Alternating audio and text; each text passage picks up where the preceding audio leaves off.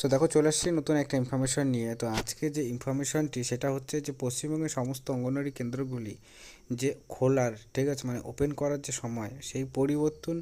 কি হতে চলেছে কিনা, কারণ এই নিয়ে একটা চাঞ্চল্যকর তথ্য উঠে আসছে যে অঙ্গনওয়াড়ি কর্মীদের সেন্টার যে খোলার সময়টা সেটা পরিবর্তন হতে চলেছে। তো আদৌ কি সত্যিই কোনো রকমভাবে তোমাদের অঙ্গনওয়াড়ি কর্মীদের যে সেন্টার খোলার টাইমিংটি রয়েছে সেটা পরিবর্তন হতে চলেছে কিনা, এবং এছাড়াও আরেকটা যে বিষয় উঠে আসতেছে সেটা হচ্ছে যে 4 ঘন্টার পরিবর্তে এখানে 3 ঘন্টার কথা বলা হচ্ছে, যে কর্মীদেরকে এই 1 ঘন্টা কমিয়ে 3 ঘন্টা করে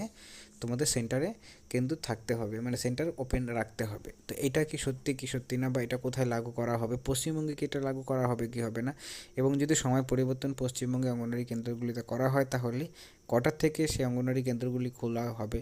এবং কখন বন্ধ হবে, এই বিষয়গুলো নিয়ে লেটেস্ট তথ্য অনুযায়ী যে আপডেটগুলো রয়েছে আমরা